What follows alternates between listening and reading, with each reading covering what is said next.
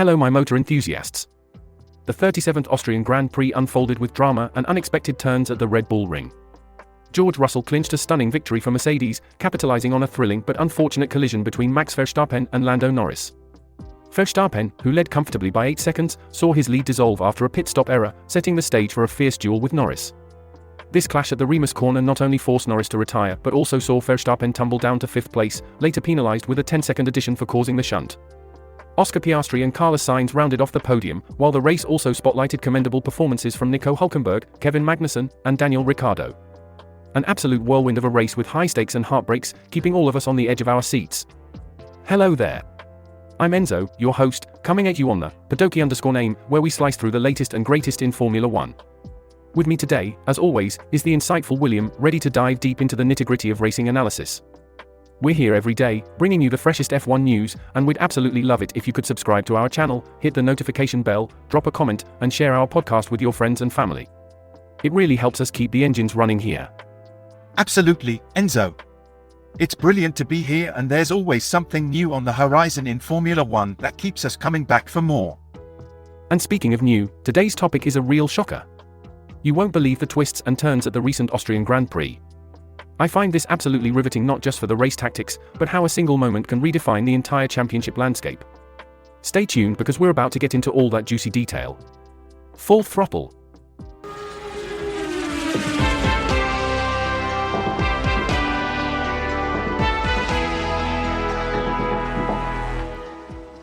So, diving back into the thick of it at the Austrian Grand Prix, the drama between Max Verstappen and Lando Norris really took center stage. Verstappen was absolutely on fire the whole weekend, topping every session. From the first practice to the sprint race qualifying, he was leading the pack, looking all set for a sure win. Indeed, and it was all going according to script until that last pit stop. Red Bull, usually so precise, dropped the ball this time. That 8-second lead evaporated in no time, and suddenly Norris was right there on fresher tires, breathing down Verstappen's neck.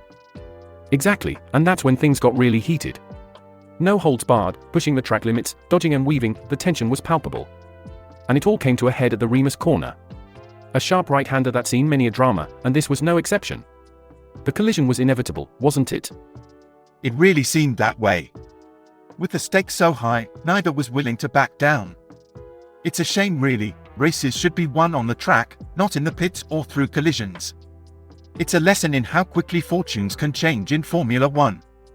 Spot on. And while Verstappen and Norris were tangled up, George Russell took full advantage, sliding into first place and taking home the trophy. It was a win he inherited, but a testament to staying out of trouble and being there to capitalize when the opportunity strikes. A strategic masterclass in patience and position, really. And how the crowd at the Orange Bull Ring responded. The atmosphere was electric, a mix of disbelief and excitement. Oh, without a doubt. I've got a mate who'd be chuffed to hear about this. The excitement, the strategy mishaps, and of course, the controversy, it's everything a racing fan lives for. Incredible scenes and certainly a race that will be talked about for a very long time. Moving on to another aspect of the race, the tension was palpable, wasn't it? Verstappen, often hailed for his cool under pressure, really showed a different side this time. It was almost as if seeing Norris close in flipped a switch in him, transforming every defensive move into something out of the dark arts. Absolutely. It's a classic case of the intense pressure these drivers are under. Verstappen, a seasoned champion, seemed to perceive Norris as a direct threat, much like he used to with Lewis Hamilton. That contentious battle for the Remus corner cost both of them dearly, didn't it? It definitely did. Red Bull's strategy faltered, and Verstappen's composure cracked, leading to what could have been his 60-second victory ending in 5th place. And that 10-second penalty for causing Norris's did not finish was the final nail. Despite that, he was still voted driver of the day, which speaks volumes about his performance up until the incident. True, and amidst all the chaos, George Russell was the one with a smile at the end. His quote after the race really summed it up. He said he saw Max and Lando going pretty hard and he knew something could happen. That anticipation and staying out of trouble paid off handsomely. Russell's win was a classic example of right place, right time, but it's clear he's not just riding his luck. The improvements Mercedes has made since the start of the season are evident. And with Russell saying they've made so many strides and are eyeing more victories, it's a signal that they're back in contention. And let's not overlook Oscar Piastri's weekend. From his if-only moments, especially after that collision with Charles Leclerc, to securing second place. His performance, particularly those breathtaking passes at Spielberg, was something else. Definitely, his journey from what IFS to standing on the podium shows resilience. It's that mix of seasoned champions and rising stars that makes each race unpredictable and thrilling. Let's delve a bit into the effects on the rest of the field following that dramatic event. Carlos Sainz, for instance, managed to capture a surprising third place for Ferrari. With the turmoil at the front, he mentioned how it was all about trying to keep pace with George Russell. Despite not having the easiest of weekends, he and Ferrari can be pleased with grabbing a podium spot, especially when the race pace wasn't quite there. That's interesting. Can you give some examples of how other teams capitalized on the situation or perhaps failed to? Absolutely. Take Haas, for example. Nico Hülkenberg and Kevin Magnussen both scored points for their team, which was nearly double what they had in the previous 10 races combined. This was a significant boost for the American team, showcasing how staying out of trouble can lead to substantial gains. What about the teams that didn't fare as well? Well, on the flip side, you've got Aston Martin and Sauber who didn't have the best of days. Fernando Alonso ended up in 18th place, and Zhou Guanyu in 17th. Both drivers and their teams struggled to make an impact at the Austrian Grand Prix, which just shows how a combination of strategy, luck, and pure race day performance can vary so much in Formula One. And what about the drivers further back in the field? Logan Sargent's performance is another point of note. He finished, barring the retired Norris, 2 laps behind the winner, which was the farthest back of all the runners. It highlights not just the challenges new drivers face, but also how critical it is to maintain consistency and avoid errors to compete even for a point. It really paints a picture of how every second and decision counts in Formula One, doesn't it? Absolutely, it's a sport where the margins are incredibly tight and the competition fierce. Every race is a new chapter with its own set of challenges and opportunities. Moving on to the Austrian Grand Prix, we saw some fascinating pre-grid action that set the tone for the race.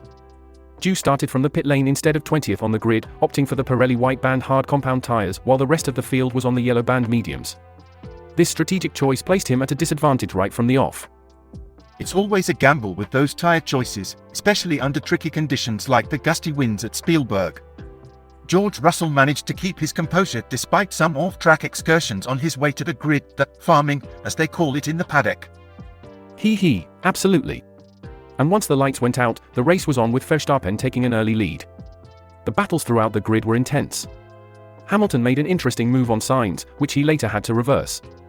Meanwhile, Leclerc's clash with Piastri required a pit stop for repairs, shaking up the standings early on. The dynamic kept changing lap by lap.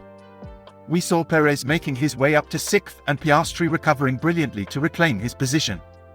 But with every lap, Verstappen was pulling away, wasn't he? Indeed, he was. By lap 10, Verstappen had extended his lead to over 4 seconds ahead of Norris, with Russell trailing a little further behind. This set a very competitive pace early on, making it clear that the drivers were pushing their limits. And amid all this high-octane action, the strategy for pit stops played a crucial role, didn't it? Absolutely. We saw Ocon being the first in the top 10 to take the plunge and pit on lap 20. This was followed by a flurry of pit stops from Hamilton, Tsunoda, and Perez a couple of laps later, all aiming to maximize their race strategy. Wow. I can't help but think how amazing the world of Formula One is. Such emotions, such competitiveness, such adrenaline. It's quite something, isn't it?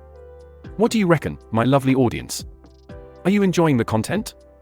Don't forget to hit the like button, alright? I'm absolutely loving these updates, and I hope you are too. Thanks ever so much for tuning in. Let's carry on, shall we? As the race progressed, we saw some pivotal moments, especially concerning tyre strategies. Russell and Sainz pitted simultaneously from podium positions on lap 23, mirroring each other's moves, which is always fascinating to see how teams react to each other's strategies in real time. It's almost like a high-speed chess game, isn't it? Each team trying to outmaneuver the other with timing, tyre choices, and pit stops. Exactly, and speaking of maneuvers, after the top 2 pitted, Piastri briefly led the race, which must have been a thrilling moment for him, although it was short-lived as he pitted 3 laps later. This handed back the lead to Verstappen, who maintained a healthy distance ahead of Norris. The dynamics in the middle pack were just as intense, weren't they? Absolutely. We saw Alonso getting penalized after an incident with Zhou's stake F1 Sauber, which definitely shook things up a bit. Meanwhile, Perez was penalized for speeding in the pit lane, adding another layer of drama to the race. And amidst all this, the Haas team showed strong performance, with both drivers consistently in the points. It's impressive to see them maintaining pace and securing positions in such a competitive environment. Indeed, and as the laps wore on, we saw more strategic pit stops. Russell and Sainz, again almost in sync, made their final stops for hard tyres around the halfway mark. This was crucial as it set the stage for the remaining half of the race. It's intriguing to see how the strategies unfold and how each decision can drastically alter the race outcomes. It really keeps you on the edge of your seat. That's the beauty of Formula One. Each race is unpredictable and filled with strategic depth. It's not just about the speed, it's about precision, strategy, and sometimes, sheer nerve. Just to give credit where it's due, the details we've been discussing today are sourced from an article on GrandPrix247.com. It's authored by Paul Velasco and was published on the 30th of June, 2024. That's a site well regarded for its comprehensive coverage of Formula One. It's crucial, isn't it, to ensure that we're getting our information from credible sources. Absolutely, ensuring the credibility of the sources we use is vital for accurate reporting. It helps maintain the trust of our listeners and keeps our discussions grounded in verified facts. Indeed, and in the age of instant information, it's tempting to take every piece of news at face value, but a little bit of fact-checking can go a long way in maintaining the integrity of the discourse. Well said. Now, let's dive back into our analysis of the Austrian Grand Prix, focusing on the key moments from the race and the strategic plays that made it such a riveting event. Moving forward into the race, Verstappen, clearly in control initially, began to struggle with his tyres around lap 52. Despite his complaints, his engineer Lando insisted he stick to the plan, a testament to the trust between driver and engineer, even as the rubber began to wear thin. That's a pivotal moment, isn't it? When the physical elements of the car start to challenge the strategic decisions made earlier in the race. Indeed, and it became even more critical when the top three, Verstappen, Norris, and Piastri, all pitted simultaneously. The pit stop for the champs was unusually longer, narrowing the gap to just 1.7 seconds. This set up a tantalizing scenario with Norris now on fresh mediums and Verstappen on second-hand ones. The intensity of the race escalated quickly from there, didn't it? Absolutely. Norris, with fresher tyres, was immediately on the attack, staying within the drag reduction system of Verstappen, pushing him into the realms of defensive driving. The dynamics between fresh versus older tyres played out dramatically on the track. And amidst this high tension, both drivers began to voice their frustrations, didn't they? They did. With 15 laps to go, the situation intensified. Norris was pushing limits, quite literally, receiving a track limit warning. Verstappen was doing everything he could to maintain his lead, diving deep into defensive tactics. The culmination of all this pressure was quite dramatic, wasn't it? Yes, the climax was both thrilling and disastrous. On lap 64, at Remus, the two collided. That incident effectively ended their battle and handed Russell the lead, which he converted into a win, marking his second Formula One race victory. It's races like these that encapsulate the unpredictable and thrilling nature of Formula One. Every decision, every second counts, and the margins for error are incredibly slim. Spot on. It's what makes the sport so enthralling and why fans and commentators alike can't get enough of it. Now, let's delve deeper into the implications of this race for the driver standings and team strategies moving forward. In a stunning show of dominance, after the collision, Verstappen managed to not only keep the lead but increased his margin significantly. His performance at the Austrian Grand Prix was nothing short of spectacular, finishing with a 4.04 seconds gap over the next best on a 65-second lap. This truly marks him as the undisputed boss of Formula One. Actually, it was a 0.404 seconds gap, not 4.04. An easy slip to make with all these numbers flying about. My apologies for that mix-up, thank you for catching that. Even at 0.40 seconds, it's an impressive gap, showcasing Verstappen's exceptional skill and the Red Bull team's efficiency. Absolutely, and it wasn't just Verstappen who made headlines. The battle for second and third place was fiercely contested too. Norris managed to secure a top 3 start, which was crucial after Piastri's best effort was removed for a track limit infringement, pushing him down to 6th on the grid. Yes, that was a significant moment for McLaren. Meanwhile, Mercedes showed strong potential with George Russell starting 3rd and Lewis Hamilton 5th. Their improved car performance could really shake things up at the Red Bull Ring. That's true. And let's not forget the Ferrari drivers. Carlos Sainz starting in 4th and Charles Leclerc in 5th shows that they were still in the hunt for a podium finish, even though the magic from Monaco seems to have faded. Indeed, and Sergio Perez's situation at Red Bull adds another layer of drama. His performance has been underwhelming since his contract was unexpectedly extended. Some suggest it was a move to stabilize the team dynamics. It does raise questions about team strategies and how they manage driver relationships. This season is proving to be as much about the psychological battles within the teams as it is about the physical races on the track. True, the interplay of team strategy, driver skill, and technical performance makes each race a complex and thrilling spectacle. Let's see how these dynamics continue to unfold in the races to come. Turning our attention to the ongoing disparities within teams, particularly at Red Bull Racing, there's a noticeable growing gap between their drivers. It's not just about being P1 on the grid compared to P6, it's about how team dynamics unfold under the pressure of performance disparities. Indeed, being the number 2 driver behind someone as dominant as Verstappen can certainly feel like an afternoon of damage control. But the broader competitive landscape offers some fascinating contests as well. Absolutely. With cars that are nearly bulletproof, barring incidents, the real competition often shifts to the midfield. The fight for P9 and P10 can be as intense as the lead, considering the quality throughout the field.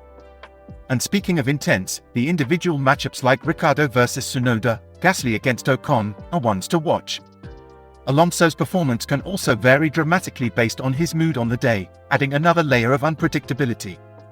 Then there's the ongoing debate about who might be struggling the most this season. Dew and Sargent have had their share of difficulties, and it sparks the question, who will falter first?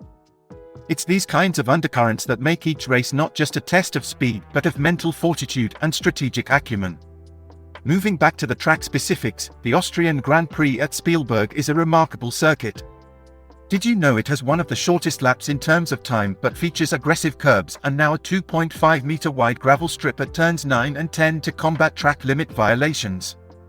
That's a crucial addition indeed. It speaks volumes about how the track challenges drivers, not just in terms of speed but precision. With 10 winners from pole position in 19 races on the current configuration, Spielberg continues to be a circuit where qualifying at the front greatly enhances your chance of victory.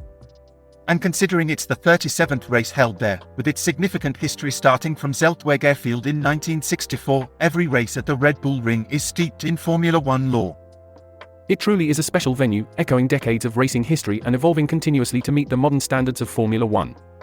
Let's see how this weekend unfolds and which stories will add to the legacy of the Austrian Grand Prix. Speaking of records and statistics, the sprint from pole to turn 1 at the Austrian Grand Prix is 330 meters, a critical stretch where most overtakes begin, particularly into turns 3 and 4. It's these strategic points that often dictate the race's dynamic. Absolutely, and speaking of dominance, Verstappen's performances have been exceptional. By the end of the Austrian Grand Prix, he will have led the Formula One World Championship for 50 consecutive races. His lead over Lando Norris has now stretched to 71 points after the sprint race. That's right, and Verstappen's mastery in sprint races is evident as he has won 10 out of the 15 held so far. This kind of consistency is what separates good drivers from legends. Indeed. And while we discuss legends, Lewis Hamilton's record stands out. Despite not having won a race in the last 55 races, his career achievements include 103 victories from 342 starts. His last win dates back to 2021, yet he holds a record of 104 career poles. It's fascinating to observe these contrasts in current form versus historical success. Meanwhile, Ferrari has its moments this season, being the only team with 2 winning drivers. Sainz won in Melbourne, Norris in Miami, and Leclerc in Monaco. The variability in winners and pole sitters this season brings an unpredictable edge to each race weekend. For instance, Leclerc snapping Verstappen's streak of poles at Monaco, followed by George Russell topping the qualifying in Canada, and Norris in Spain. True, such shifts highlight how competitive and closely matched the teams are, especially when you consider that the last time Red Bull went 3 races without a pole was in 2022. This keeps the championship intriguing and the fans on the edge of their seats. Absolutely, and with records and streaks consistently being challenged and extended, it keeps the narrative of the season rich and engaging for everyone following the sport. It does. And as we look towards the next races, it will be interesting to see how these dynamics evolve, especially with the historical backdrop of driver achievements and team strategies at play. Adding to our discussion on consistency and extraordinary achievements, Verstappen's career podiums have now reached 106, with 8 of those coming from this season alone. It's a testament to his resilience and prowess on the track. Indeed, and when we talk about podiums, we can't overlook Lewis Hamilton's staggering 198 podium finishes. This kind of record is not just about skill but also about longevity and maintaining high performance over many seasons. Absolutely, it's these statistics that underline the caliber of drivers we're witnessing in the sport today. Verstappen's current form is exceptional, but Hamilton's historical performance reminds us of the heights of excellence Formula One has seen. This balance between the established champion and the emerging powerhouse adds a thrilling layer to each race. It certainly does. Each race isn't just about who wins but also about the ongoing stories, the records being chased, and the history being written. As we continue to watch these drivers push themselves and their machines to the limits, it's clear that Formula One is in a golden era of talent. Spot on. And as we approach the concluding races of the season, the strategies and performance of these drivers will be crucial. Every point, every podium finish will count towards the championship, making every race a crucial chapter in the story of this season. With the stakes so high and the margin so tight, the excitement levels are truly through the roof. As we continue to follow the season, it will be interesting to see how the dynamics unfold and which driver will ultimately emerge on top in this high-stakes contest. Indeed, the anticipation builds with each passing race. Let's keep an eye on how these narratives develop and what the next races have in store for us. William, what's the word on the street, internet-wise? Right, listen to this. Fresh off the press, there's a viral discussion going on about an incident during the most recent race. The main post by Content Puff highlights a replay of Verstappen and Norris making contact on the track. Oh, that sounds juicy. What are the fans saying? Well, Ted Otaku kicks it off saying, quote, "Guys, we've been waiting for this for a long time," unquote. It seems the fans were anticipating a bit of a showdown. And did things escalate from there? Indeed, they did. Craig Simmons comments, quote, "Max with his elbows out is a different beast. We 2021 again," unquote. This refers to Max's aggressive driving style reminiscent of previous seasons. Classic Max then. Any other interesting takes? Absolutely. Sam Patterson from the thread offers a spicy take, quote, "Silverstone was Lewis saying forget it and refusing to yield as he had been for most of the season before then. Max is praised as aggressive, but his driving style is just put his car somewhere where the drivers either crash or the other one pulls out. Most drivers prefer not to crash, so they pull out and he gains or keeps a place. All the talk of him maturing as a driver is clearly nonsense. He's exactly the same, just he's been able to drive off into the distance most of the past few years without needing to fight. It's good when drivers don't pull out, as it's the only way he actually gets any punishment for it," unquote. Blimey, the language here's a bit ripe. If I read that out, we might lose our sponsors. Sounds like some folks are none too pleased with Max's tactics. Right, and there's more. Archie Goodwin weighs in saying, quote, "Did they change the rule? I know the issue used to be that he would technically late brake to be ahead through the braking zone, meaning by the letter of the law the other car has to concede. The issue was his line is basically impossible to hold unless there isn't another car or it completely bails. I think the first time they called that was on Lewis a year or so ago, where they reviewed the telemetry and called him on it," unquote. Looks like the debate about racing ethics is alive and well. It's fascinating how one incident can ignite such a thorough analysis and discussion among fans. Indeed, the passion for the sport and its intricacies really shine through in these discussions. It's what makes Formula One more than just cars going around a track. It's about strategy, skill, and sometimes, the heated debates off the track. Thanks for tuning into F1 Motor Fever podcast today. We've had a riveting discussion about Formula One's latest races, tactics, and the ever-exciting driver dynamics. It's been fantastic having you all here. Remember, subscribing and hitting that notification bell helps you stay updated with all our latest content. And it really does mean the world to us. Why not share our channel on your social media? Whether it's WhatsApp, Facebook, TikTok, Twitter, or even during a casual chat over dinner or drinks, we appreciate every share. If you enjoyed our talk today, drop us a comment. We love hearing from you. And make sure you don't miss our next get-together right here on F1 Motor Fever podcast. We're here daily, bringing you the freshest insights and stir-ups from the world of racing. And who knows? Next time, we might just have another spicy debate or a thrilling race recap that'll have you on the edge of your seat. Keep those eyes peeled and those ears open. Once again, thank you from the bottom of our hearts for joining us. We're already looking forward to the next episode and hope you are too. Absolutely, it's going to be a cracker, isn't it? Until then. Pedal to the metal, keep your gaze on the road, our channel's content is pure gold.